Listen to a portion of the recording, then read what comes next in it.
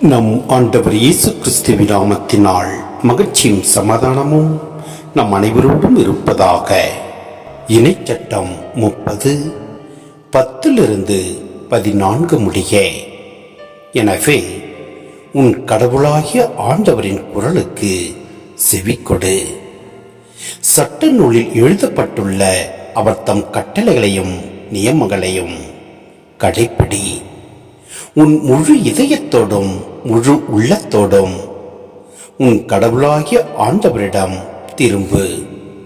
ஏனெனில் இன்று நான் உனக்கு கட்டளையிடும் இந்த கட்டளை உனக்கு புரியாதது இல்லை, உன்னிடமிருந்து வெகு தொலையிலும் இல்லை.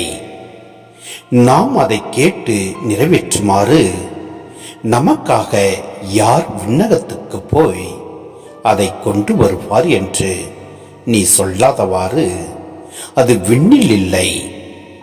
நாம் அதை கேட்டு நிறைவேற்றுமாறு நமக்காக யார் கடல் கடந்து சென்று அதை நம்மிடம் கொண்டு வருவார் என்று நீ சொல்லாதவாறு அது கடல்களுக்கு அப்பால் இல்லை. ஆனால் நீ அதை நிறைவேற்றுமாறு வார்த்தை உனக்கு மிக அருகில் உள்ளது, உன் வாயில் உன் இதயத்தில் உள்ளது.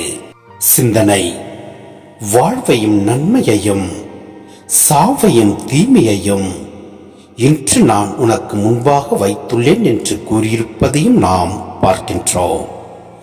நாம் அவற்றில் வெற்றி கொள்ள வேண்டுமெனில் நம் ஆண்டவரது கட்டளையும் நியமங்களையும் நாம் கடைபிடித்து நாம் வாழ வேண்டும்.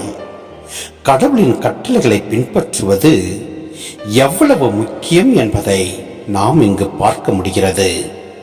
அந்த வார்த்தைகள் நம் வாயிலும் நம் இதயத்திலும் இருக்க வேண்டும். அதாவது நாம் அவற்றை எப்பொழுதும் அதை பற்றி பேசி நினைத்து நாம் செயல்பட வேண்டும். அவ்வாறு நாம் செயல்படுகின்ற போது எல்லாம் வல்ல இறைவன் நம்மை நிறைவாய் ஆசீர்வதிப்பார். ஆமென்.